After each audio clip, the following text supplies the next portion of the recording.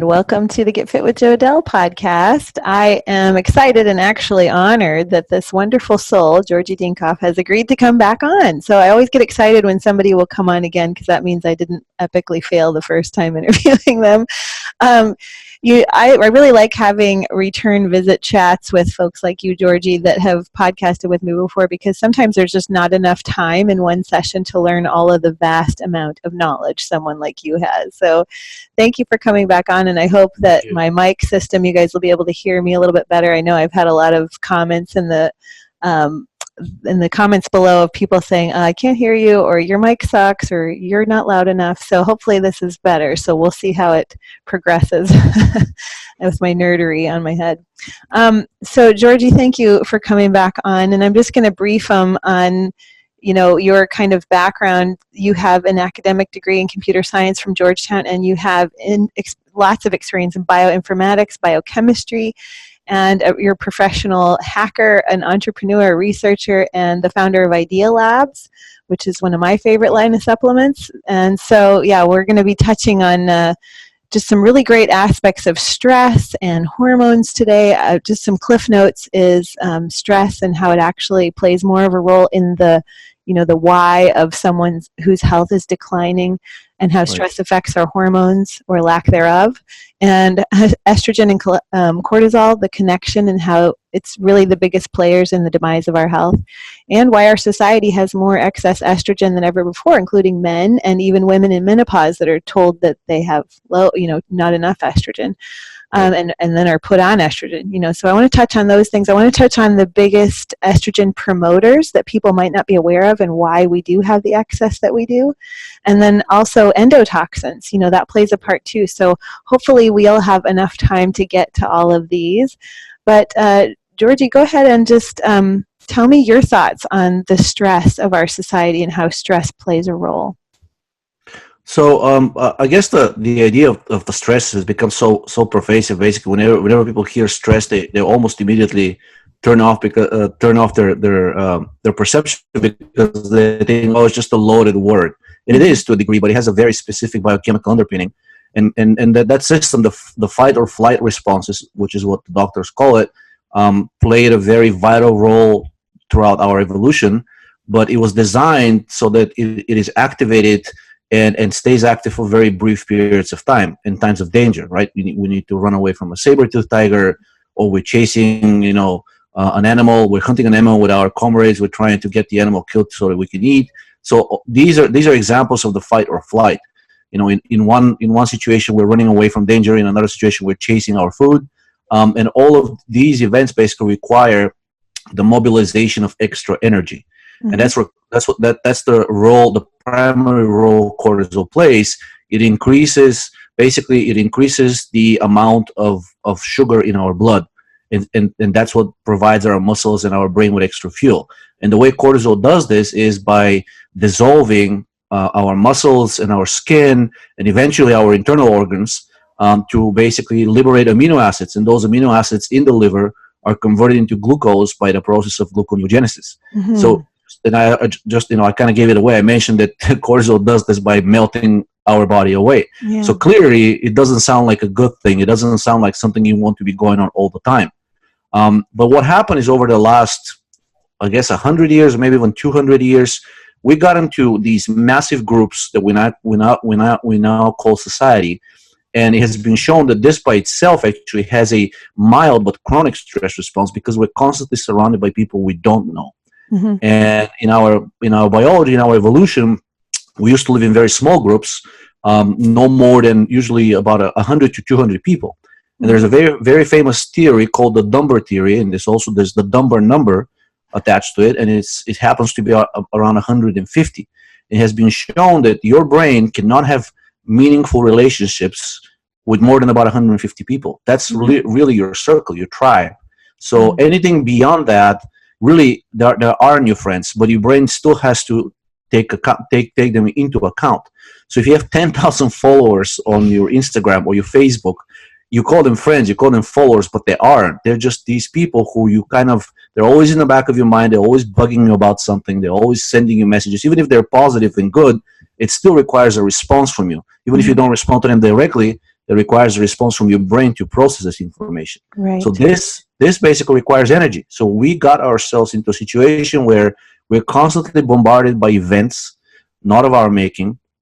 And as a result, this system of chronic activation of the stress response, mild activation, that's what happens. This is just by virtue of living in large groups with people that we mostly don't know. In addition to that, basically the Industrial Revolution, agricultural revolution, created these artificial products that we are ingesting and using all the time, and many of them have been developed with the idea of long shelf life and high profit, and not necessarily with the idea of giving you the best of health. So many of these products contain chemicals that directly trigger the stress response. But the reason we don't hear that much about it is because, according to modern medicine, even if something is stressing you constantly, it's basically, it's not that big of a deal, because it ultimately comes down to your genes. So in other words, you can be tremendously stressed, but if you have good genes, quote unquote, you shouldn't worry. It's not going to shorten your life in any way. It's not going to kill you early. It's not going to give you a bad disease. It's basically your fate is fixed. And on top of that, everybody probably can relate to the fact that our jobs and our lives in general have become much more stressful, because we live in this world of really, really high level competitiveness. Basically, deliver more with lower cost, over a shorter time span. And all this does is it requires us to mobilize more and more energy. Well, there's only so much you can eat, right? And even if you stuff yourself full to your nose, so the food starts coming out of your throat, that's still not going to be enough, because it's not just the amount of food you eat, it's how effectively you turn this food into energy. Right. So what we're doing is, because of this constant stressful lifestyle, because of the message that we need to mobilize more and more energy, we end up eating more and more. But first of all, even if basically that doesn't help us, because the body can only convert so much of this food into energy, so the rest gets stored. And even if this was good food, if this was good food, it won't be optimal, but it won't be that dangerous. But now what comes into play is all of these toxic things that are inside the food. So now we're stuffing ourselves due to the signal of, oh, you need to mobilize resources. There's more danger coming. There's more danger coming. There's more challenges coming. So we keep eating bad stuff. The stress never stops.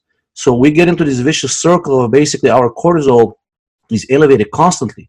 And that's why people have trouble sleeping at night. Insomnia is so pervasive. Right. There was one study that recently came out that said 3/4 of Americans have a chronic sleep problem. 3/4 of adults. And then for the children, they haven't measured it yet, because it's much more difficult, and the law kind of restricts like how much you can do studies with children and sleep studies. It's mostly the adults. But if 3/4 of the Americans have a sleep problem, this can only come from a chronically elevated stress response. That's what keeps you at night. That's what cortisol does. It awakens you. It excites your brain, versus calming you down and letting you wind down and basically calm down and fall asleep. And so, just as I said, so if cortisol melts your body away, then over time you're going to start seeing atrophying of tissue. Yeah. And one of the most susceptible, and by the way, the worst damage is not on the outside. You can see it in some people.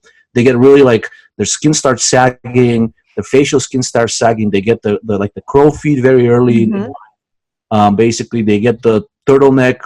Muscles are disappearing. Men start putting fat around their midsection. This is the classic symptom of high cortisol. Right. Basically, midsection fat is a classic symptom of elevated cortisol. And virtually every male over 30 nowadays, and now the age group keeps falling down. Now the majority of males in the United States have either an obesity or an overweight problem, and usually it is around the midsection, which is the most dangerous type of fat, the visceral fat, because it coats your organs and it contributes to a lot of the chronic diseases. With women, basically it atrophies their reproductive organs. It atrophies the brain of both men and women. It basically atrophies the optical nerves, so you start getting vision problems. So all hell breaks loose, because eventually the system is designed in such a way that basically the system is if the environment is telling your organism that life is not good, more or less, then basically the way the system is designed is that all non-vital functions will be shut down, and all non-vital organs will get converted to energy. Eventually, even the vital ones do. So the only organ in the body that I know that is somewhat protected from cortisol is the heart, because without the heart, you die. So that's the last organ that will go away, the last organ that cortisol will attack. But in extremely sick people and extremely old people, you are starting to see even atrophying of the heart, and that is actually a sign that doctors know that the end is near. So if the heart starts atrophying, means cortisol at this point has basically nothing else to take, so it's now attacking the vital organ and eventually kills the person. So that's basically, so we don't live in a state of mortal threat all the time, but we're, let's say, it's 75% all the time. That is really detrimental to every aspect of health.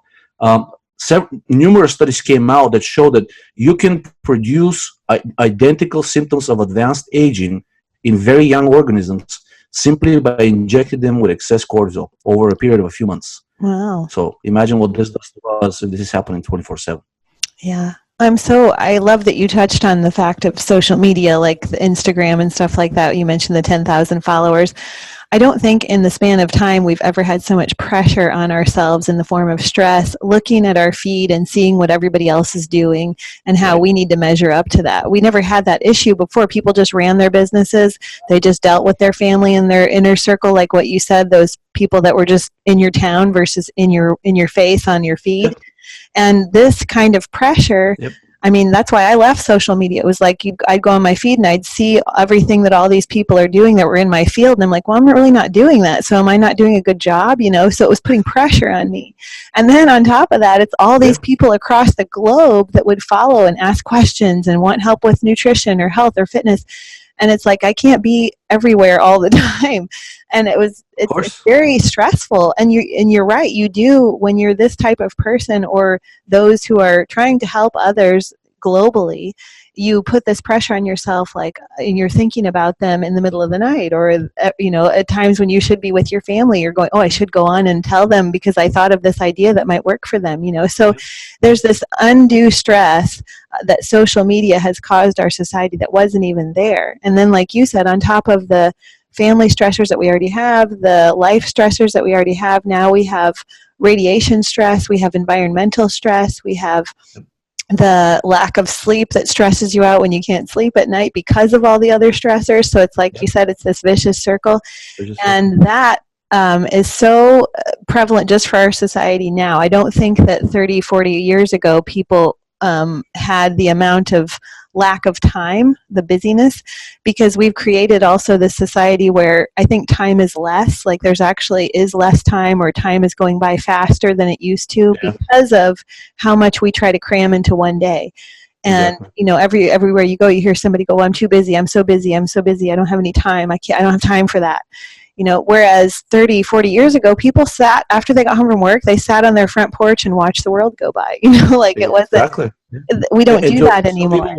This is a waste of time. No, it's not a waste of time. It was a very vital pastime, which allowed you to reconnect with the people you cared about, right? And you know, it avoided a lot of these situations. Right now, because the family structure is falling apart, so many people are going to see a psychiatrist. Back in the day, and in some other parts of the world, even right now, the professional psychiatrist, it doesn't exist. It was basically, it is like, if there's no mental illness, there's an overstressed person with lack of support. And that's what we have right now. So the way the industry has developed is they're trying, I don't know if it's entirely on purpose, but at least the model is such that it wants to create new clients. So they're saying is, oh, don't worry about lack of family, don't worry about lack of relationships. You can always vent to your shrink about this, right? But it's not the same. First of all, you shouldn't be developing a new disease just so you can see a doctor. The kind of things you can tell your psychiatrist. I mean, there was a study that came out that said that most people lie to their psychiatrist, even though it's a doctor, even though you're supposed to be completely honest. They just don't feel that same kind of connection they feel with a loved one. So they don't open up to the psychiatrist, and it ends up being wasted time and money, and you leave the office of the doctor feeling sometimes worse because all the doctor does. Yeah, exactly. You feel right. You kind of feel you trusted a system. They told you go to an expert, you're going to feel better, but you don't. And on top of that, there's a bill in your hand, there's a pill in your other hand, and still you don't feel any better. Some people feel worse. So you can see how many people are starting to lose their mind. I mean, they're saying, what on earth is going on? Why am I doing all of these things that are supposedly good for me, and yet I still end up feeling worse? Well, the reality is, until you reconnect and you reestablish your social network, and by social network I don't mean Facebook, because these are not your real friends. I mean, some of them are, right? Yeah. That's how it started. Initially, you probably connected on Facebook with your immediate family, with people you truly knew and trusted. But over time, it starts to become I don't know, like a pathological network, because all of these connections to people that you met once at a conference, how can they be your friend? And what are they doing in your feed? I mean, these people may be stalking you. These people, at the very least, there is no benefit to you or to them by being connected. You're just connected. So what, right? But what it does generate is yet another additional informational feed, which you have to process, right? If they send you a message, or if they update their status, there's immediate beep on your phone, and you feel compelled to pick it up and say, oh, what's going on? Because you don't know if it's an email, you know if it's a truly important thing. So the only way to know is to check everything. And if all of these things become overwhelming, you can't check everything when the amount of information is overwhelming. So at some point, you just burn out. So that needs to stop. And I think people are starting to learn to tune out and to basically only pay attention to important things. If you don't, cortisol is going to ruin everything in your life, and everything, relationships, health, everything. Oh, this is why I wanted to talk about that, because that's what I'm seeing in my own practice when clients are coming to see me. Across the board, there's adrenal issues and overabundance of adrenaline, overabundance of cortisol. And so with relation to stress, talk to me about why, like the mechanism behind it, and then what's causing it. Is it something to do with another hormone that's coming on the scene, or is it just cortisol, or like what is the mechanism behind it? Well, cortisol is the most well-known, but there are a number of other hormones that are all part of the so-called stress cascade, and they all play a vital role. Basically, cortisol is the one that stimulates, raises your blood sugar, right? It also suppresses inflammation. Right. But cortisol also triggers the release of serotonin, estrogen, prolactin, growth hormone, and all of these other mediators. They have specific roles. For example, I'm going to talk a little bit serotonin and estrogen, because they're probably the two other most important ones from the stress cascade. So what serotonin does is, like, we've been told that it's the happiness hormone, but if you look at in nature, in no other animal it is the happiness hormone. In most other animals, it is basically this primordial hormone, whose goal and purpose is to numb the pain. So if you're going through a tremendously stressful event, the role of serotonin is to basically numb you down to the effects of whatever trauma you're about to experience, or whatever event you're about to experience. And the way it does this is it really shuts down your higher cognitive functions. So you can't really process much, except it leaves only your very basic abilities to react to stimuli. But that's it. Like I posted a few studies from other people in the forum. I don't know if you've seen it, but basically there have been a few lawsuits lately that show that serotonergic drugs, ability for empathy, for wisdom, for love, for caring about others, for caring even about yourself. You turn literally into a zombie that cares about nothing except, removing whatever stressor is that you're stressing you out, right? And willing to perform horrible things just to get rid of that stressor. So that's what chronically elevated serotonin does. Unfortunately, serotonin also forms a positive feedback relationship with cortisol. Cortisol promotes serotonin. Serotonin then starts promoting cortisol. So if this continues, you can see how this basically starts feeding itself. And unless the stressor is removed, you end up in a really bad situation. And then cortisol also stimulates, both cortisol and estrogen actually, cortisol and serotonin stimulate the enzyme called aromatase. And aromatase is the enzyme which is expressed in almost every cell in your body, in every tissue. And what it does, it synthesizes estrogen from precursors such as the androgens, right? And basically what happens is that over time, and by the way, estrogen also forms a positive feedback relationship with cortisol. So estrogen promotes cortisol, cortisol promotes estrogen. It's a never-ending cycle. And the bad thing about estrogen is that estrogen is a quote-unquote a growth hormone. It is a de-differentiating hormone. Differentiation is good. Differentiation means a cell is being told to become an eye cell or a nose cell or a brain cell or a skin cell. In other words, it has a very specific function. When this specific function is removed, cells revert to a very primordial state, and all they can do in this state is grow. So, since we mentioned uncontrolled growth, what is one process that we all know about that involves uncontrolled growth? Cancer. So, unsurprisingly, estrogen, and not many people know this, but even the National Institutes of Health, the Federal Drug Agency, have officially labeled estrogen as a class 1 carcinogen. Wow. Doctors know it, but they don't like to talk about it. But it's there. It's not it's not something that's hidden. But you basically, especially women, they keep getting told, menopause comes, and menopause is a state of estrogen deficiency. That is not true. No. I'll tell you why it's not true. Since every cell in the body, almost every cell in the body, expresses the enzyme, basically contains the enzyme that can synthesize estrogen, and you continue to synthesize the precursors of estrogen even after menopause, this means that your tissue, like the cells in your various tissues, are still capable of synthesizing estrogen. So what doctors do is they test a very specific estrogen in your blood. It's called estradiol.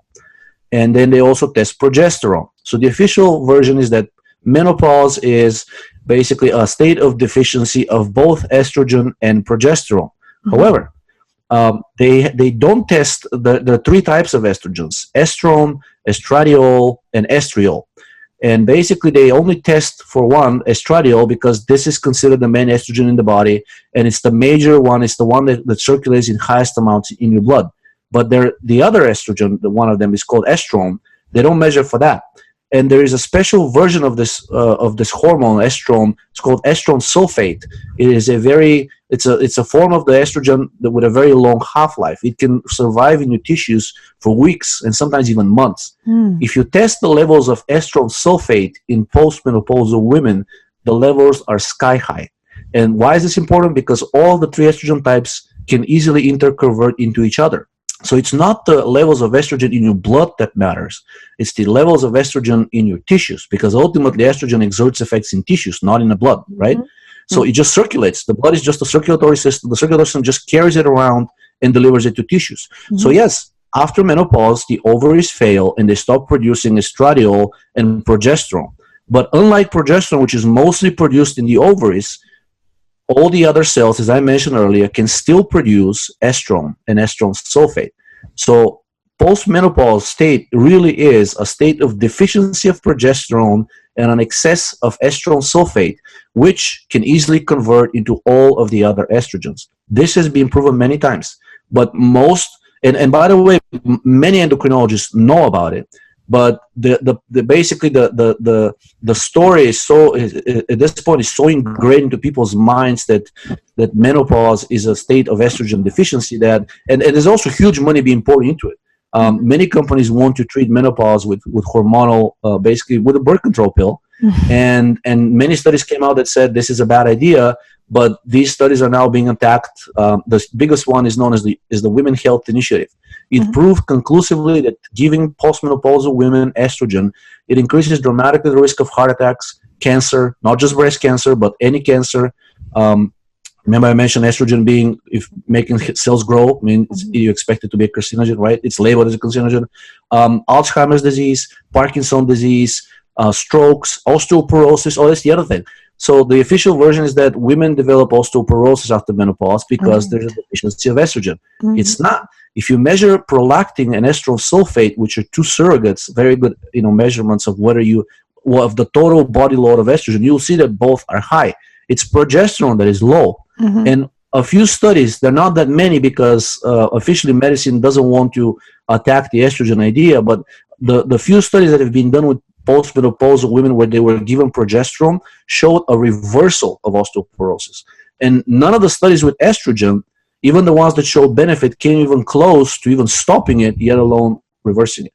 Yeah. So basically, that's really the story. I mean, the truth is out there. It's not even being suppressed. It's just these different nuggets of information, and then they belong to different branches of medicine. And most of the specialists, they don't talk to each other. They have no reason. The belief is that, let's say, if you have a disease of the liver, then you need to see a hepatologist and nobody else. The idea that disease is systemic is being denied, and that I think that one of the reasons we're seeing all these problems is that information is coming out constantly showing what the truth really is, but there's nobody out there to integrate it because it is discouraged. What we encourage to do is differentiate, specialize, right? Stay in your lane. This is the message we're getting. Stay in your lane. Don't question. Don't ask questions. Don't challenge people that are not in your profession. Just work in your profession. So even at national conventions, you'll see like, oh, the convention of endocrinologists, right? Or the convention of what I call the doctors, the osteo doctors. But there's no convention that unites the two, because if it does, then you have an endocrinologist go and talk to a person who deals with bone disease and say, or orthopedic surgeon say, hey, look, you guys are treating bone disease with estrogen, but we're actually seeing that estrogen is not low in menopause. So we need to talk about this. Let's do some studies together and see if we can figure it out. This never happens. Usually studies are done by very specific groups and usually involves a pharma drug, but even when it doesn't, it's always so extremely specialized that these people basically have tunnel vision.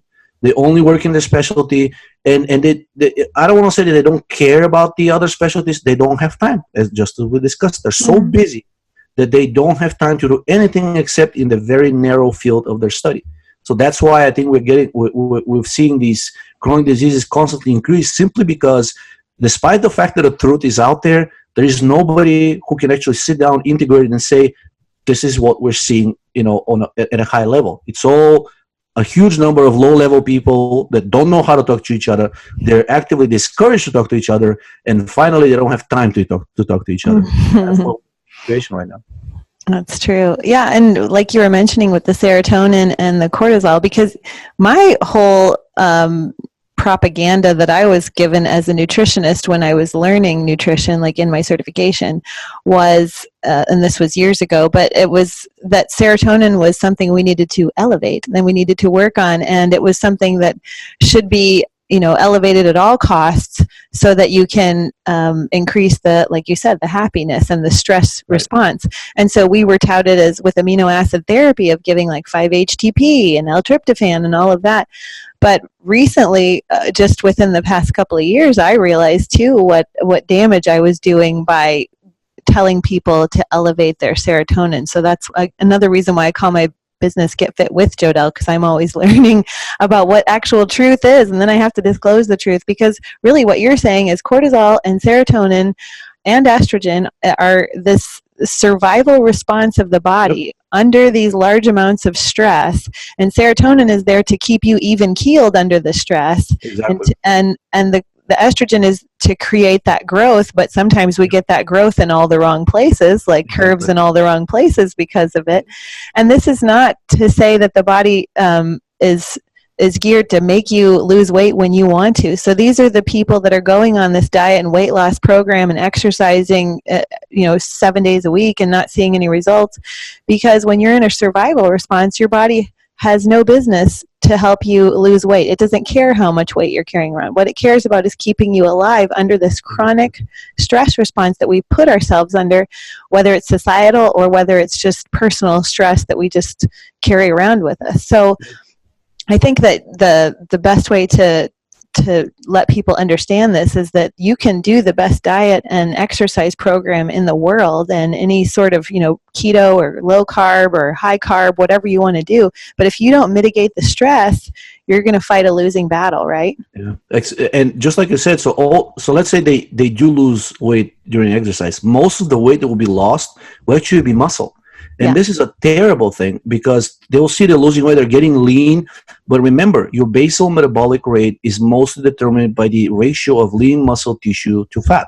Right. So, you will be losing some fat, but guess what? When you're exercising, because this is yet another stressor that the body needs to respond to, right? It demands energy. So let's define stressor as any event that demands extra energy, away from the baseline, away from your normal living, where you and I are sitting here and talking on the microphone. If I get up from the chair and need to run 6 miles, that will be, much higher than the baseline you and I are having right now. So this energy needs to come from somewhere. And as I explained, cortisol will rise first, and it will melt away your muscles. And only after about 25 to 30 minutes, you will kick into fat burning.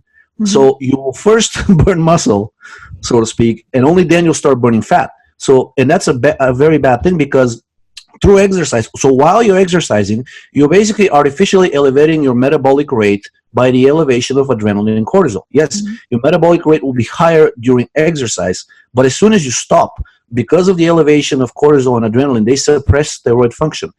Cortisol melts away your muscles. So as soon as you stop exercising, your basal metabolic rate will be much lower than when you started. So what happens? Unsurprisingly, every single person who lost weight through diet and exercise, when they stop doing this, they immediately regained it, right? So then you are into this conundrum, and you either have to keep working yourself to death for life, right, to keep elevating artificially the metabolism. Chronic yo-yo dieter. Exactly. And you also need to lower your calorie intake, because now you've lowered your metabolism. So you've achieved worse than nothing. You've put yourself in a very bad situation, because now you'll have to continue stressing yourself chronically just to maintain what you have. In Alice in Wonderland, there is this famous line where basically saying you need to run twice as fast just to stay still. So this, I will rephrase it. Once you start stressing yourself, you will need to run twice as fast just to stay lean. Right. So if you get into this path of stressing yourself, the body's response is, okay, situation is not good. As soon as the stressor stops, the body will hoard everything you ingest, and because the message is times are tough and I need to prepare for bad times, right? So the response of the body when times are tough is it becomes very judicious into how you use this energy. It doesn't burn it, it stores it. And we humans do the same thing on a social scale, right? When times are tough, people start buying stuff, people start hoarding stuff. They don't buy. I mean, they basically they keep to themselves. They don't interact much with others. This is actually the same thing happens on a cellular level too. Most of what you eat after stress or during stress will actually be stored as fat. It will not be burned as energy, aside from what's needed to immediately keep you alive. So. Right, so that's why this show, The Biggest Loser, I'm sure many people have heard of it. Every single person who participated in that show, there's a study done about the show. Not only did they regain all the weight that they lost, all of it, every single pound, most of them ended up with a weight of about 15 to 20% higher than what they started with. And these people, most of them were morbidly obese. I mean, you've seen the pictures, you've seen the videos. So what good did it do to put yourself through this incredible stress? Because let's face it, the starvation regimen that they were put on, this exhaustive exercise they were put on, that's not pleasant. Let's not kid ourselves. The stress of being on national television. Exactly, the stress of being on national television. So you basically went through this military training camp, and then you ended up being worse. So clearly, this approach is not working. So the way to good health is basically increasing energy expenditure through the natural biologically designed ways, which is raising your basal metabolic rate, not stressing yourself in order to raise your metabolic rate. And the way this happens is by preservation and potentially building of even more lean muscle mass, and basically being cognizant of the things that elevate cortisol, estrogen, and serotonin, because these things, basically cortisol melts away your muscle, but it promotes synthesis of fat. Estrogen does the same thing. Serotonin does the same thing. They're all kind of telling you, oh, you don't need muscle right now. We need to keep you alive. So muscle go away, fat come back. So being cognizant of all the things that promote stress, because these things destroy muscle, destroy lean tissue, destroy organs, vital organs, but they do build fat. And of course, being cognizant of all the endocrine disruptors that are all over everywhere right now at this point. Because many of these endocrine disruptors, that's why they're called endocrine disruptors, it's been shown that these molecules can actually bind to the same receptors in the cell as cortisol, estrogen, serotonin, thyroid, and they act in a manner similar to cortisol, similar to estrogen, similar to serotonin, but opposite of thyroid. So we're surrounded by these poisons that essentially promote or at least mimic the stress response, even when you're not stressed, and at the same time suppress the thyroid hormone or its function. And the thyroid hormone is the master regulator of your metabolism. Anything that suppresses your thyroid hormone will actually make you gain weight. And up to about 50 years ago, obesity used to be treated by giving people thyroid hormone. It wasn't treated by making people run on a treadmill. It wasn't treated by making people, go on this destructive diet. Yeah, it was basically treated by by bed rest, by telling people to take it easy, and measuring their pulse and temperature, measuring the relaxation reflex of the Achilles tendon, because that's a very, very good way to assess how good your thyroid function is. And if basically there was any indication, first of all, I mean, if the people were overweight, the assumption was your thyroid function is not working well, because that's why you gain weight. So they were given thyroid hormone, and most of them lost weight. But never people were being treated, obese people were never treated by telling them, why don't you go and stretch yourself some more? Maybe you'll lose all that extra weight. Back in the day, during war times, when people like had tuberculosis or they were recovering from some kind of a bad disease, basically in the medical journals, they always warned that an exhausted person should be allowed to rest and recover. But nowadays, you're being told to go for a run, right? If something's wrong with you, if you, let's say, you're starting to gain weight or you don't feel well, what is the prescription? What's the mantra that every doctor will tell you? Watch your diet and exercise more. Less, move more. Yeah. Exactly. So and how's that working for our population? We've seen the results. Well, and so with that, it's like now we can add another stressor to the pile we talked about, which is dieting stress, and over-exercising stress is that other avenue too, to where you've got the stress of trying to get these results, but with all of the stressors, and you mentioned endocrine disruptors, which I definitely want to fill people in on what some of those are. But in addition to those, it's like the pressure of trying to be something but yet not getting any results, then you've got that vicious cycle, and they're not seeing the forest through the trees, that the stress that they're under is, I mean, I didn't see it. There were many years that I overtrained and probably put myself in the state of infertility that I had years ago because of it. In fact, my diagnosis at the reproductive clinic was exercise-induced menopause. Yep. And so I did it to myself. And there's so many people that it may not be infertility, but it may be something else that's causing an actual health implication, like an actual disease. And it's more prevalent than we think, because I can't tell you how many people come to me and go, I've tried everything. I've tried this diet, this exercise, that exercise. It used to be nothing for me to lose weight, and now nothing is working. And so I think it's really key what you're saying here today is going to open the eyes of a lot of people and go, wow, maybe instead of joining CrossFit, I need to take a break and calm down and go outside and lay in the grass and look at the clouds and get a little non-movement in my life. And that's what I have to tell some of my clients too. I only really work out now 2 days a week when I teach classes. The rest of the time I either do natural movement and calming stretches, or I just walk and don't do much of anything, because my body is better now than when I was teaching 10 to 15 classes a week. So it's so true what you're saying. And I want to go back to those endocrine disruptors and tell people exactly what those are. Or give some examples of what things can raise excess estrogens in the body and disrupt our endocrine system and our thyroid and things like that. The most famous one is probably BPA. I think most people are familiar with it. It comes from plastics. And recently, I think, I don't think it's, to this day, it has not been banned. There have been many petitions to the EPA to declare it as an endocrine disruptor, toxic to health, and they keep saying the evidence is inconclusive. Yet it has been declared as a carcinogen by the World Health Organization, and in many other countries it is regulated as a toxin and as a carcinogen. So basically, the levels at which it is allowed to be in groundwater or in our food supply or in the tap water, basically they're very strictly regulated because it's known, and it's not just BPA. So it's called, the name stands for bisphenol type A. Right. So it's a type of bisphenol, but there are many other types of bisphenols. So as soon as the public here started, it's not just in the United States, but the Western Europe and most of the developed countries, once they start realizing that BPA is probably bad for their health, they started asking industry to voluntarily remove it from the production supply. And they said, okay, no problems. So now you see these baby bottles, plastic baby bottles, sold and advertised as BPA free. But so guess what? You're talking about this. Now they contain BPS, which is bisphenol type S, S is in Sam. And recent studies found out that BPS is even worse than A, because it's capable of binding to those receptors even more potently than BPA, and causing an even worse endocrine harm. So these are the tricks that industry employs. It will use whatever is cheapest, whatever it thinks is best for business.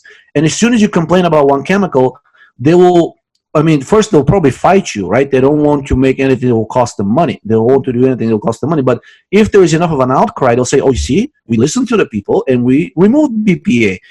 Nobody's telling you that they replaced it with BPS, right?"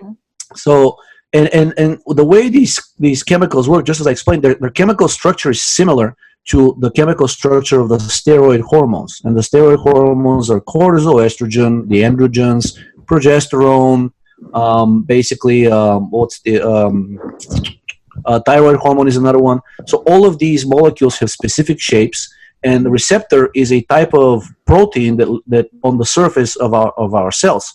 So the way theory explains things work is that these hormones go almost like a lock, like key and lock, right? So the hormone is the key and the receptor is the lock. So if they fit each other, you can unlock. In other words, you can cause some kind of action on the cell.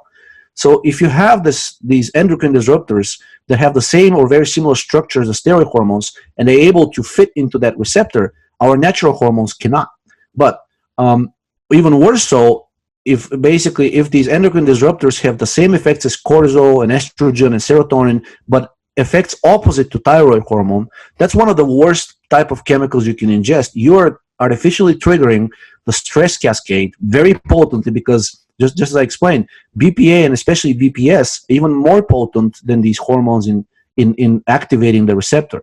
So you basically caused by ingesting this from the food and the water supply, or even going outside, and it's I think it's, at this point is the endocrine disruptors are prevalent in high levels, even in like rivers, and they're starting to see them in oceans, at least in the waters that are close to the shore. So you go out there, you go in nature, and you think you're doing yourself some good, right? But if you live in a very highly populated area or close to an area with industrial production, chances are they're dumping a lot of toxic poison into the groundwater, into the nature around you. So you're really bathing in these endocrine disruptors all the time. So it messes up first of all, it messes up your internal hormonal production, because whenever there's a substance that acts like a hormone, the body has multiple mechanisms for regulating the production of that hormone that is being produced endogenously, natively, right? So if you ingest something that acts like cortisol, then the body will usually respond by saying, "Oh my God, I have too much cortisol," right? It doesn't know that it's not a cortisol, but it acts like cortisol. It says, "Oh, I better turn off the production of my native cortisol." And the same thing will happen for estrogen and for progesterone and for thyroid. So you're creating this hormonal imbalance. That's why it's called an endocrine disruptor.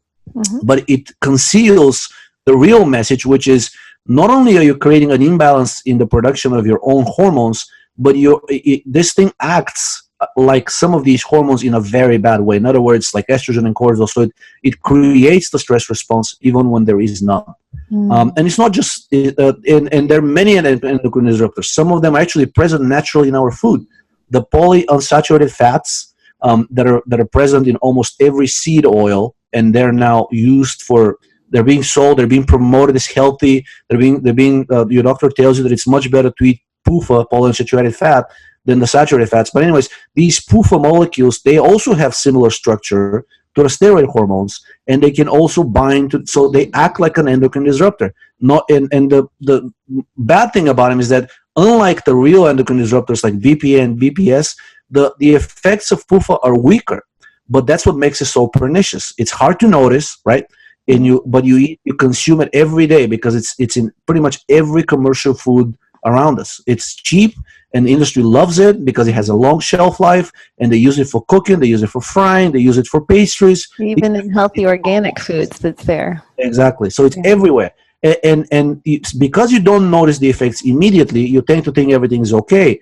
But sometimes the worst effects are the ones that are done chronically at a low level, because the body has a hard time adapting to them and controlling them. If it's something, so ironically, the endocrine disruptors like BPA and BPS are actually probably less dangerous to society because their effects are strong and acute, so to speak. And you can feel immediately when something is not affecting you well, so you'll stop using it. So if you drink water from a plastic bottle that's been sitting there for a week, it has this really disgusting plastic taste that is off-putting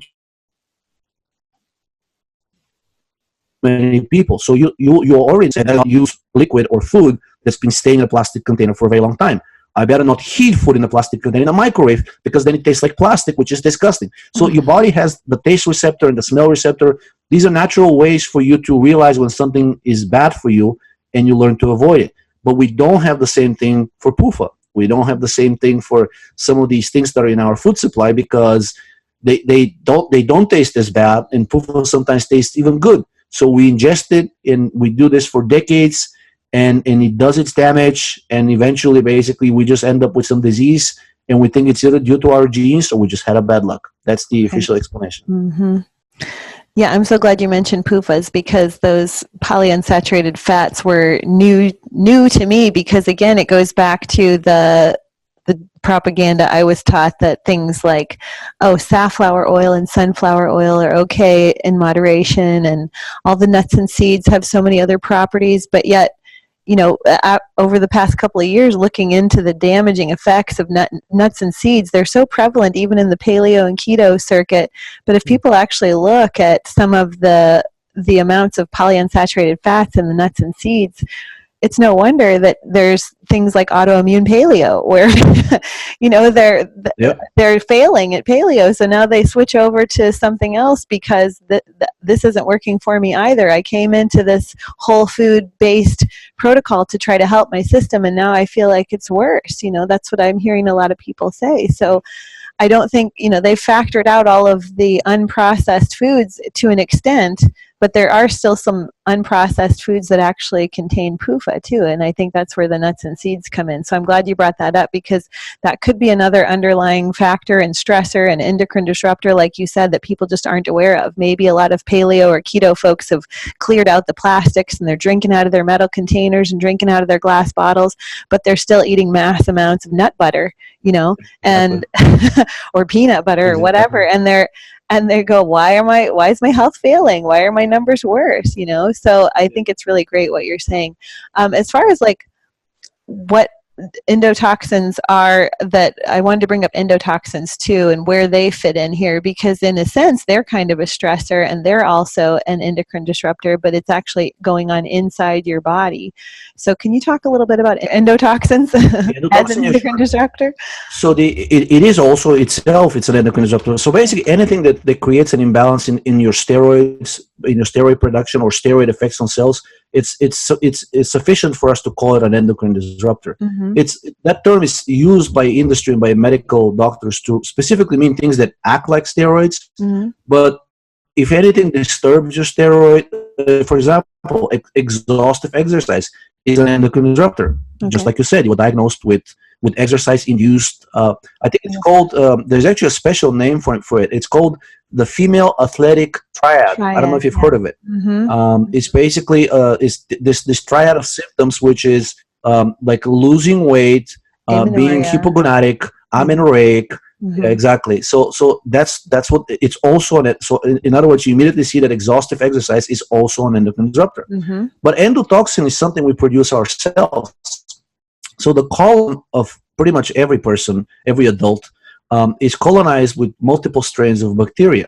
And this bacteria, basically, we've developed a symbiotic relationship with them.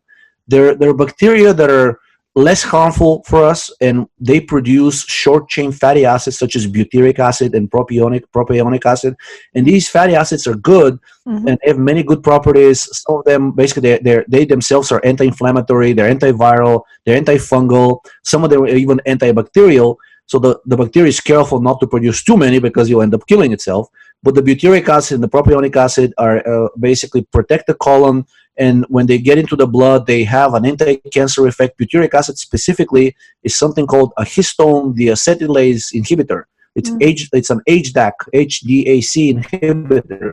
If people Google it and type HDAC cancer, you will immediately come up with many articles and Wikipedia page that explains that anything that inhibits HDAC is a potent anti-cancer agent.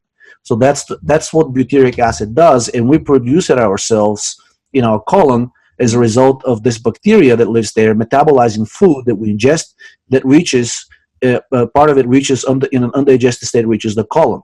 Now the problem is that even the more or less beneficial bacteria that produces butyric acid, anytime you give them an undigested food, they digest it themselves, and they, in the process, they produce also something called an endotoxin. In other words, the official name for it is lipopolysaccharide. So it is a molecule that is a mix of basically of a sugar molecule and a lipid molecule. And that molecule binds to a receptor on the cell of the colon, the endotoxin receptor, also known as TLR4. And that receptor triggers an immune response. It is a powerful pro-inflammatory effect. And endotoxin can actually, so even by the endotoxin staying entirely in the colon, it can generate problems because it activates the TLR4 receptor, and that tells the cells in the colon and also the entire intestinal system to start producing serotonin. Serotonin and inflammation have a very close relationship. So anything that increases inflammation will also trigger the production of serotonin. Most people don't know because they've been told by the doctor, been poisoned by media, by being told that serotonin is a brain hormone. But 90% of the serotonin in your body is produced in your gastrointestinal tract, in basically in the intestines. So anything that triggers the endotoxin release will increase the production of serotonin. So if we know that serotonin is not good, unlike what they're telling us, at least not good. Let's assume for a second it's good for the brain, but it is very well known that serotonin is actually not good for the GI tract. In fact, there is a disease. It's a type of cancer, and it's called a carcinoid syndrome. Carcinoid is the type of cancer that develops in the intestines. And these people basically, they have always flushed faces. They always have diarrhea. They always have like stomach discomfort and GI discomfort. And this cancer, eventually, basically what happens is that this cancer is unique because it kills through fibrosis. And these people, they don't die from their cancer. They die because of the excess serotonin is causing all of their organs to become fibroid. Their liver, their spleen, their lungs, and eventually they die from those effects. They don't die from the cancer. So it was known, and to this day it is known, that the excess serotonin in your gastrointestinal tract is a horrible thing, horrible. And drugs are being developed to actually block serotonin in the gastrointestinal tract, and they've been found to be extremely therapeutic systemically, not just for your digestive system. So endotoxins has a pervasive pro-inflammatory, pro-serotonin, and pro-nitric oxide releasing effect. And every time you eat food that is difficult to digest, the food that you eat ideally should be digested mostly in the stomach and in the small intestine. Very little undigested food should be reaching the colon, because when it does, the bacteria there, regardless whether it's the pathogenic strains or the strains that we think are more beneficial, any bacteria, if it gets access to undigested food, it will digest it itself, and as a byproduct, it will produce endotoxin. And now more and more evidence is coming out showing that basically increased endotoxin production is perhaps the main cause behind every chronic degenerative condition: diabetes, osteoporosis, Alzheimer's, cancer, cardiovascular disease, etc., etc. And here's how the situation is made even worse in many people. So the toxin is already bad, even if it just stays in the colon, as I mentioned before. But many people have the so-called compromised gut barrier function. So this endotoxin, actually, some of the molecules of it end up in the blood. And if that happens, you develop something called septicemia, a low-grade, basically, blood poisoning. And this creates a systemic inflammatory effect that is really, really detrimental. And PUFA is known to increase gut permeability. Excessive alcohol use is known to increase gut permeability. But guess what increases gut permeability the most? Chronic stress. So chronic stress automatically makes us more susceptible even to the poisons that are inside ourselves. So basically, even if you do everything right, even if you eat the right diet, by stressing yourself, also the other thing that chronic stress does is it inhibits the synthesis of gastric acid and of the enzymes that are released by the pancreas, the digestive enzymes. So you will digest food a lot less effectively when you're under stress. So more of it will reach the colon undigested, so you'll produce more endotoxin. And since the stress increases the gut permeability, more of it will end up in your bloodstream. So you see that there's probably no aspect of health for which chronic stress is good. And it's amazing that this that hasn't been recognized at a higher level, at a more socially visible level, just how bad chronic stress is for us. Even if it's low grade, you don't have to be stressed to death all the time. Right. All you need to do is be stressed enough for you to produce enough endotoxin and to increase the gut permeability to create the systemic inflammatory low grade response. Ultimately, most chronic degenerative diseases are not a result of something you did over a night or two, but the result of low-level systemic sustained effect over decades. And that's what low-level stress does to us, chronic stress. Yeah. Oh, wow. Isn't that fascinating? Because the endotoxins, which I do want to come back and say, you know, what people could look for as far as like high symptoms of lots of endotoxins in their body. So I want to touch on that because maybe people don't know, well, what should I look for if I'm thinking that my endotoxins might be out of balance and I have too much going on. But so to reiterate, so the endotoxin is pretty much the waste of the bacteria that we have within us, because we all have a mass amount of bacteria, different kinds, good and not so good, and they all produce endotoxin. Is that correct? Yep. Yeah. Yep. And all of them. I mean, there are various types of endotoxin, but every single type of endotoxin is capable of binding and activating that receptor TLR4. Right. Okay. And anything that has this effect it will have detrimental systemic effect on our health. Mm-hmm. And so then it's creating that serotonin, like you mentioned, and that's creating more of the stress response. And it makes me wonder, like, if like high serotonin is like what murderers have, like people that do really awful, terrible things. Because is that the case? How do you know that? How do you know that? I'm just speculating. I'm just this speculating. has been studied. Yeah. All serial killers, the ones that have been investigated, autopsy after either execution or because they were killed during, doing the crime or whatnot, every single one of them had elevated levels of byproduct of serotonin called 5-hydroxyindole acetic acid, 5-HIAA. So if you go to Google and type serotonin serial killers, you will get those links. This is a very hot and, of course, controversial topic, because now forensic pathologists are raising their voice and saying, hold on a second, why are you telling all these people that serotonin is good for them? Our research shows that serotonin is actually elevated in every single serial murderer that we've seen. So this can't necessarily be good. Of course, the response from mainstream medicine is, stay in your lane. Yeah. And maybe it is the levels that matter. Maybe serotonin is good at lower levels, but you guys are seeing excessive levels in pathological cases, but that doesn't apply to everybody. But of course the response should be, well, until it's proven. So we know that in high level serotonin is bad. You have presented no evidence so far to show that serotonin is good. So until more is known, it's much safer to assume that serotonin isn't really that good for us, because we have evidence that it's probably involved in the pathology of developing a serial killer.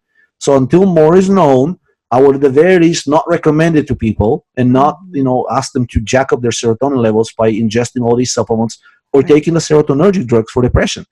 This is really horrible approach, and it's resulting in many, not just ruining people's health, but as I mentioned, there have been several lawsuits where basically the lawsuits have been won because the lawyer of the person who committed the crime said, Your Honor, my client was on serotonergic drugs and they're known to create a psychopath.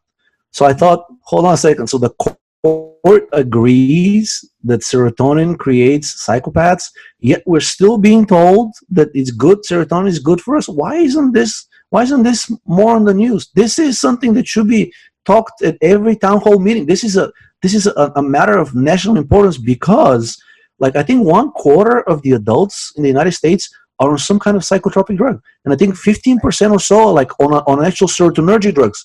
So 15% of the population has the potential to become a serial killer. Don't you think this is something should be actual national news? Yikes. Of course, that's not a topic that many people would want to see on their evening news while they're digesting their carrot. Right. It's not a very topic of discussion. Well, and maybe that's why we're not seeing. Yeah, it's. I had to bring it up though, because it's like there's rage everywhere you go, and people are so angry, and so it's now we can see how many precursors there are to making too much serotonin and too high of cortisol and too high of estrogen, which also can cause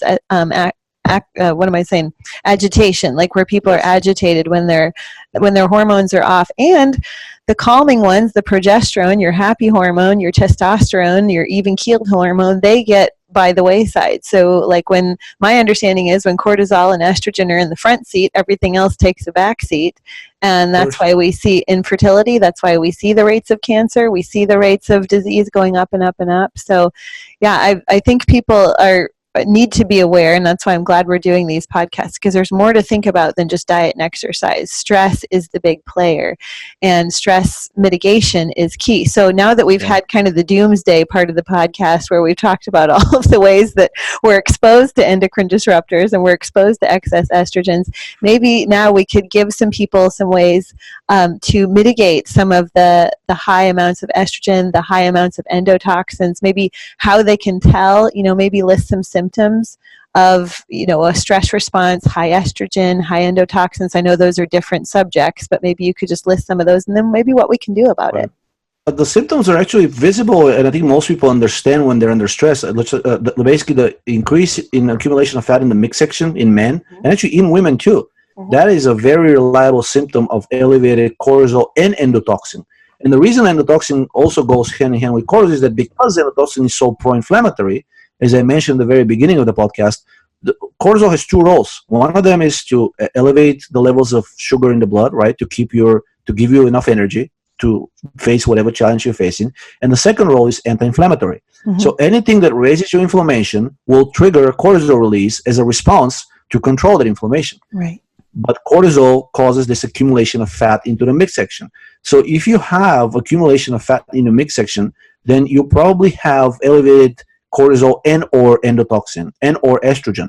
So sagging muscles, just like I said, sagging skin, poor vision, poor eyesight, especially when it starts to get a little dark. Like basically if your vision noticeably declines at around dusk, when it's just starting to get dark, not when it's really already night. But that's a very reliable indicator of elevated serotonin, because serotonin is actually really detrimental for vision. And anti-serotonergic drugs are now successfully used to reverse things like glaucoma, both near and short-sightedness, improve in general the quality of vision, the brightness of colors you perceive. This is basically, so this feeling of being dull all the time and everything's, I think there's an expression, everything looks gray, right? The world is gray. This is a direct effect of serotonin, because just as I mentioned, the role of serotonin is to primitivize you. In other words, remove everything that is higher function, because in times of stress, that is not necessary. It's a luxury. So if you feel like, life is dull, life is not interesting, you're fatigued all the time, basically, actually even depression. I mean, depression is an extreme form of energy depletion in the brain, and serotonin is directly behind it. So if you're having problems with your loved ones, basically if you feel enraged very easily, if you feel like everything annoys you, if you feel like, no matter what you do, you have no motivation, and even when you achieve things, you don't get a feeling of fulfillment, all of these are signs of basically elevated serotonin, cortisol, estrogen. If you start losing muscle and gaining fat, if your bones hurt, if you have joint pain, all of these things are indications of increased catabolic state, right? So your body is basically consuming itself, falling apart just to keep you alive. All of these are symptoms that things are not going well. Fortunately, there are many things that can be done to largely prevent or even reverse all of these effects. Now, of course, I want to emphasize, just like you did, that the goal of everybody should be always be cognizant of the stressors in your life, and do whatever you can to prevent them, because it's better to prevent than to treat and mitigate. It's always better to prevent. So, but after the stress response has started, or it has been ongoing for years or even decades, there are some very simple measures that people can take. Just as your grandmother used to do, cook with more animal fat. And by animal fat, I mean mostly fat from ruminant animals, right? From beef loin, beef lard, a sheep loin. Basically, butter is great. Any milk fat, any fat derived from dairy is great. Olive oil is also great. Coconut oil is great. Limit the amount of PUFA in your diet, because this is the one major endocrine disruptor that we're all voluntarily ingesting on a daily basis and in massive amounts. So if you can mitigate, if you can remove largely, not completely because it's impossible, if you can largely remove PUFA from your diet, I think you will immediately start feeling the effect of improved health. And basically, if controlling diet is and controlling stress is still not producing the desired effects, some simple interventions such as an aspirin tablet or vitamin B3 like niacinamide, these are very potent molecules that have numerous health effects that have been known for over 100 years. They're published. Just like I said, everything is available. There isn't that much of a concerted suppression of let's suppress the truth. We don't want the masses to know. No, it's just that there isn't, because there's so many different things that aspirin does. There is no one person that is an expert on aspirin, right? There is aspirin is used by cardiologists to prevent heart attacks, or by a neurologist to prevent stroke, or by internal medicine doctor to suppress inflammation. But none of these doctors talk to each other, and many of them are unaware that aspirin has all of these other additional effects. Well, aspirin happens to decrease the synthesis of cortisol directly.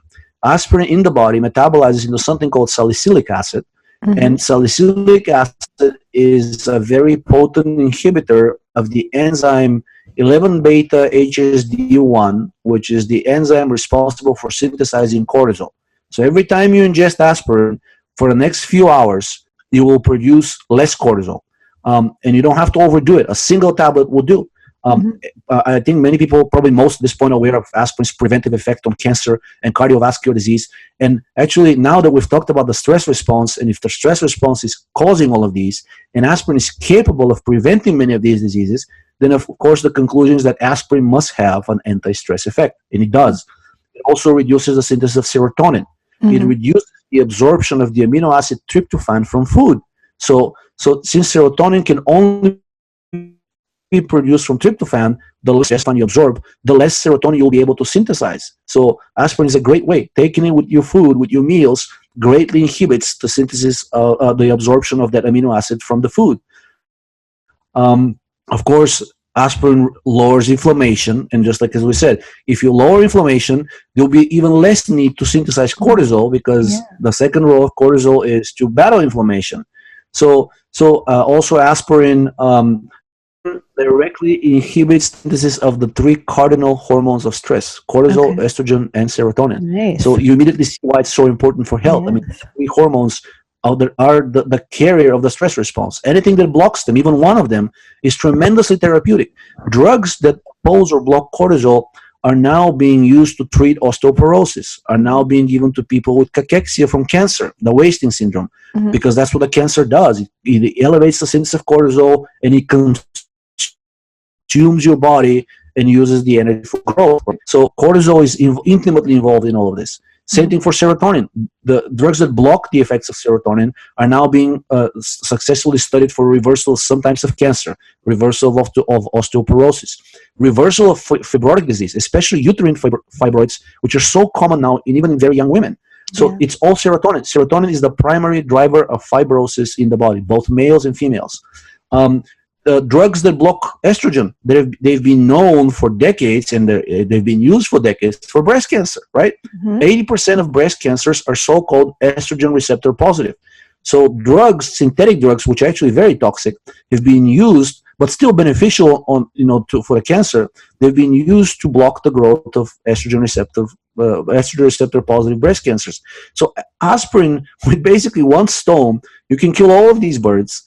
And aspirin doesn't have really any bad known side effect, except potentially for increasing the risk of bleeding. But recent studies came out and said that aspirin even though aspirin is supposed to increase the risk of bleeding, it actually decreased the deaths from bleeding of the stomach and bleeding of the brain for people who were abusing aspirin, and then they ended up in the hospital. These people actually had lower mortality than people who were not on aspirin.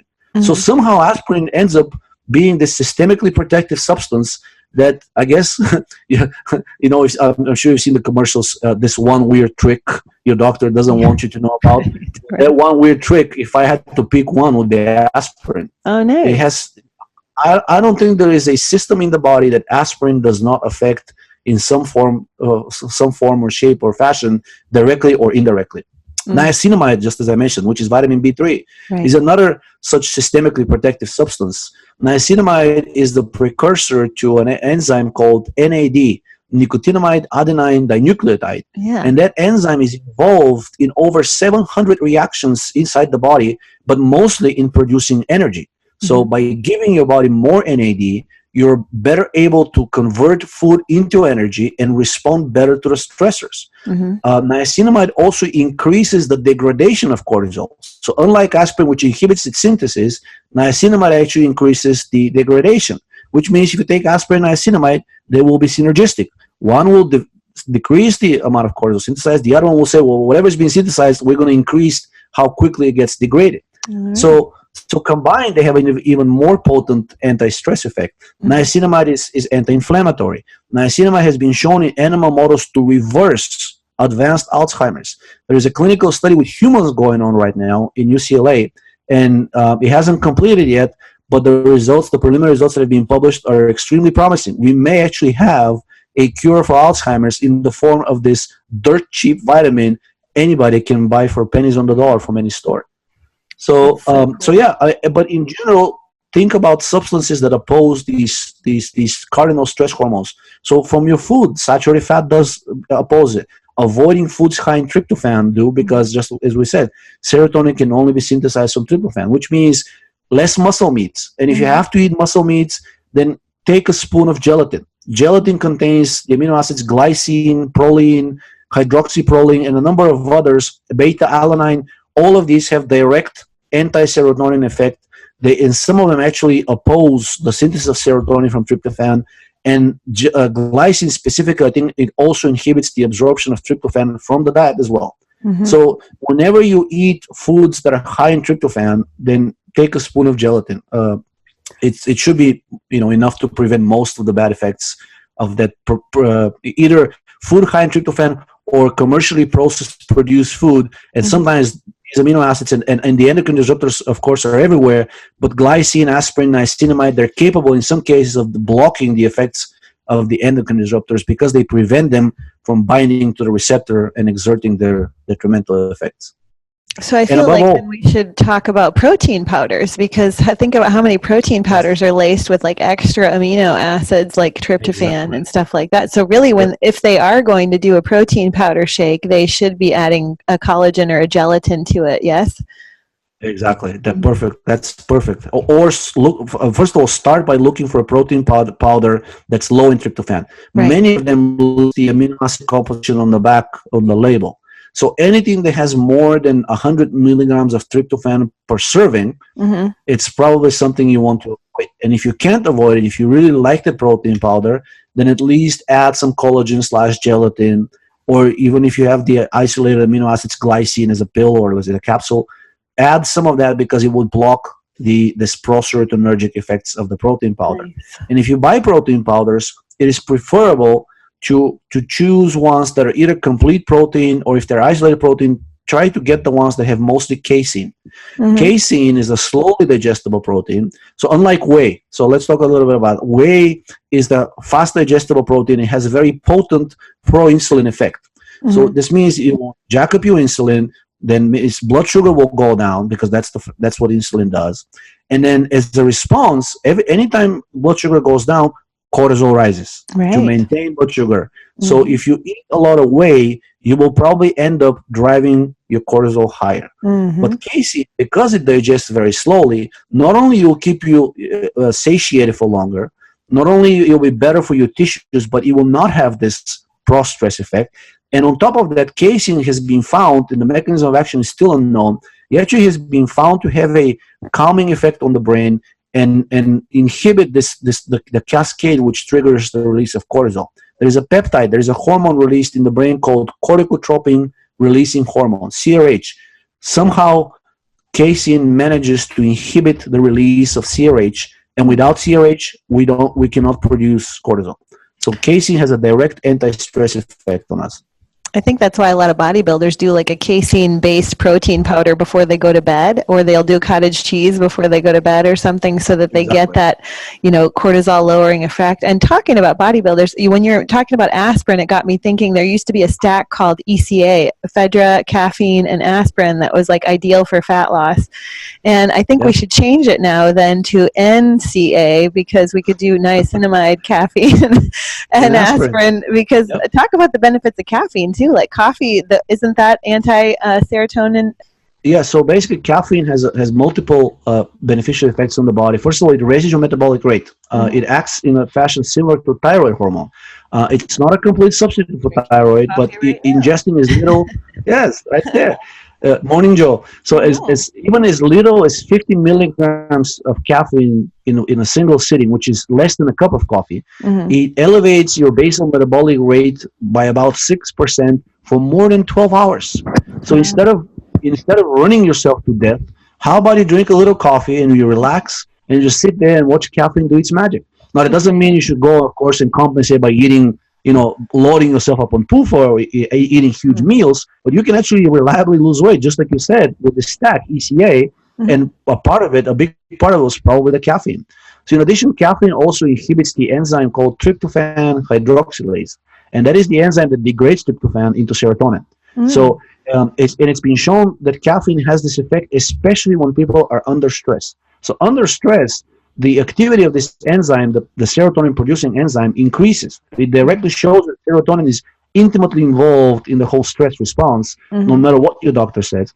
And basically, caffeine inhibits that response.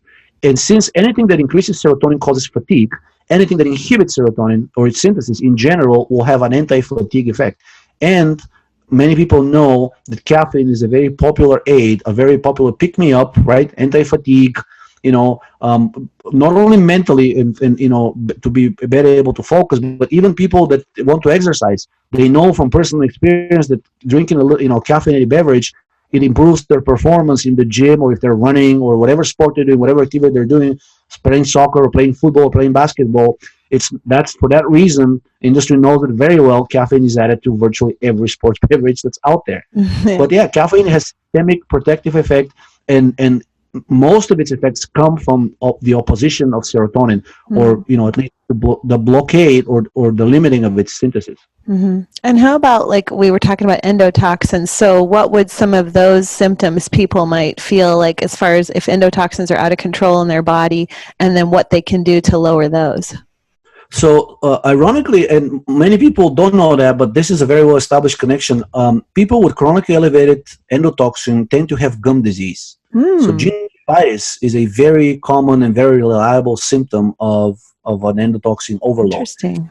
And the next step is periodontal disease. And in fact, now periodontal disease has already been linked to things like Alzheimer's, Parkinson's disease, cardiovascular disease. But if periodontal disease is caused by endotoxin overload, then immediately you see that endotoxin is behind all of these other chronic diseases as well. And the way this happens is that the bacteria causing the periodontal disease and the bacteria causing the development of endotoxin have been shown to be very similar. And the way the inflammation of the gums happens is that this endotoxin, which is getting through the decreased gut permeability barrier, that's how it inflames your gums, and it inflames your joints as well. Joint pain, rheumatoid arthritis, which is classified as a completely separate disease that has nothing to do with the gut, has nothing to do with digestion. In fact, is directly caused by basically chronically increased gut permeability and too much endotoxin passing into the bloodstream. So joint pain, inflamed joints, swollen joints, this is a very good and reliable symptom of an endotoxin overload. Flushing of the face. So every time, so if you drink, let's say, a beer or some kind of alcoholic beverage, if you flush easily, that is a sign of increased endotoxin, because endotoxin increases serotonin. Serotonin and histamine is what cause the flushing of the face. So it's not a coincidence, because alcohol increases the gut permeability.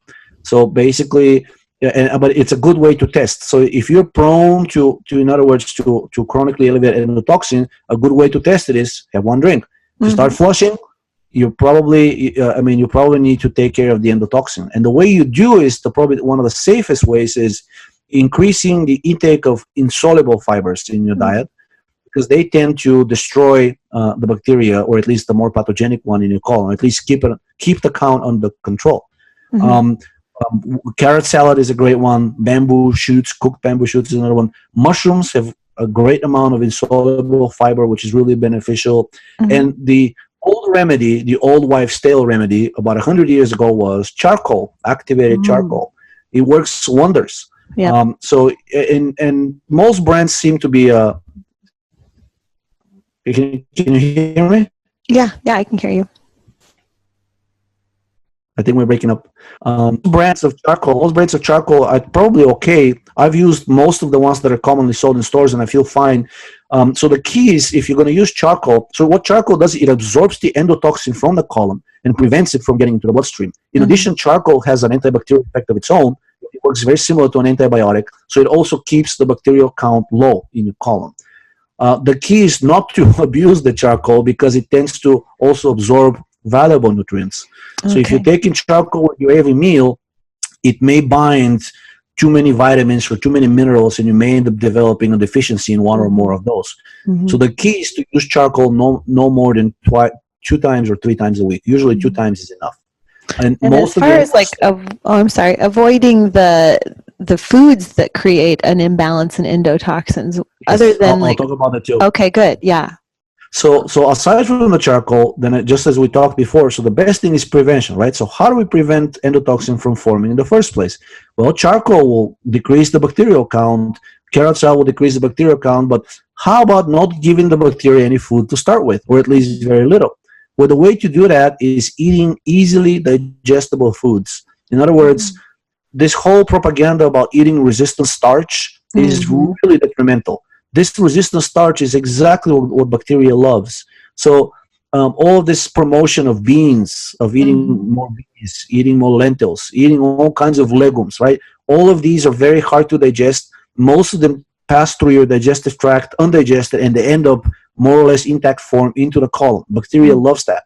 If any food gives you gas, that is a sign that it has reached your colon undigested.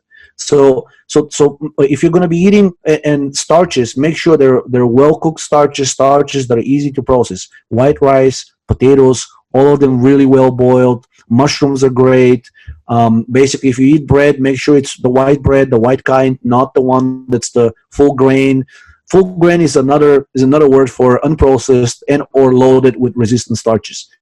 Anything that has resistant starch on it, in my opinion, should be either avoided or greatly limited, because it will lead to increase of endotoxin. And of course, avoiding the things that increase the gut permeability, because that's what allows the endotoxin to get into the bloodstream.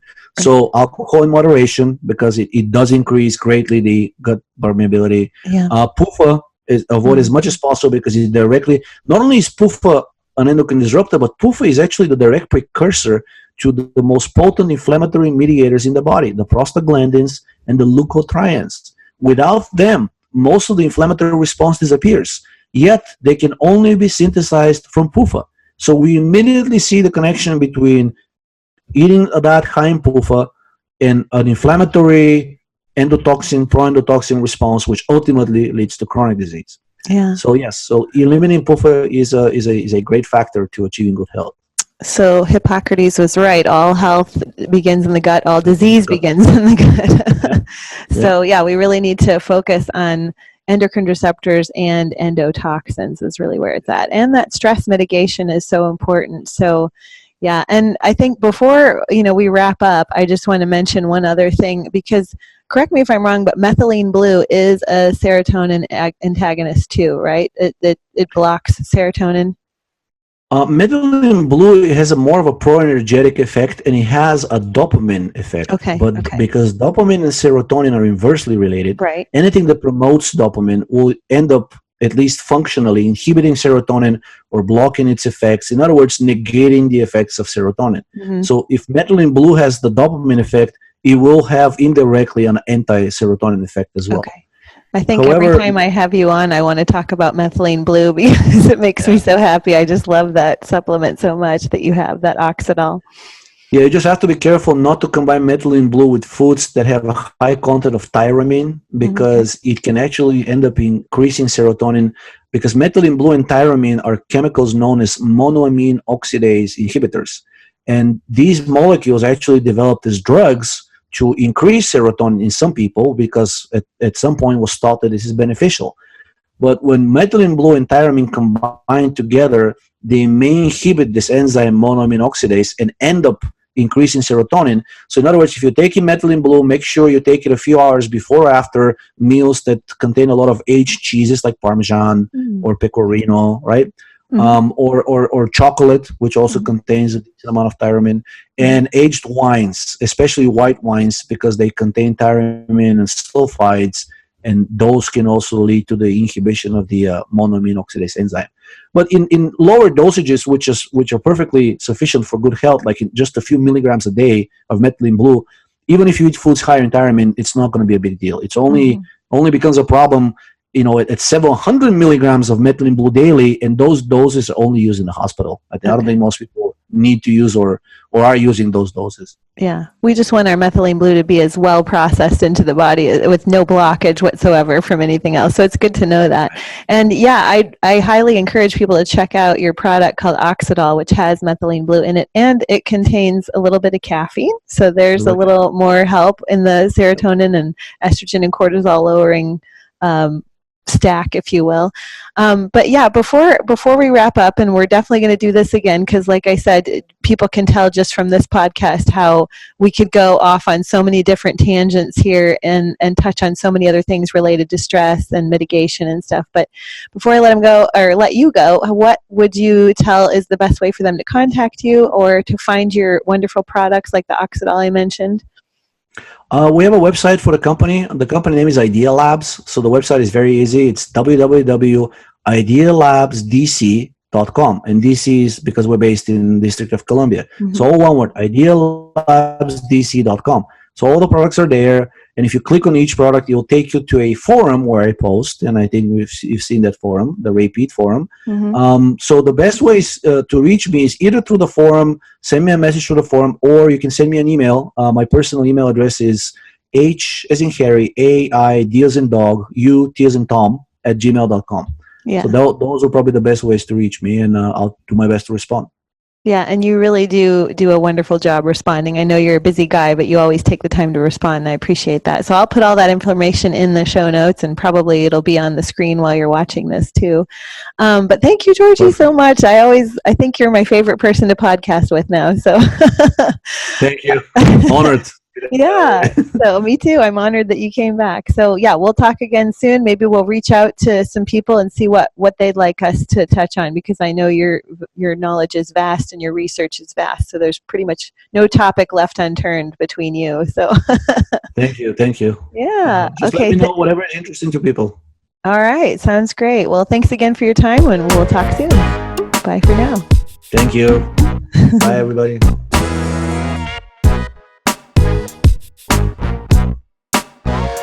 Out there. So you've heard me talk a lot about F-bombs, dropinfbomb.com. So you may know they have nut butter packets, oil packets like avocado oil and olive oil for on the go, these handy little packets. But did you know that they now have, I'll show you the right way, F-bomb Keto Crunch? And my toddler loves these. So these are little cheese crisps, and they're made from dairy that's without growth hormone, no artificial flavors, no gluten, and they're a nice healthy fat with only one carbohydrate. So it's pretty cool.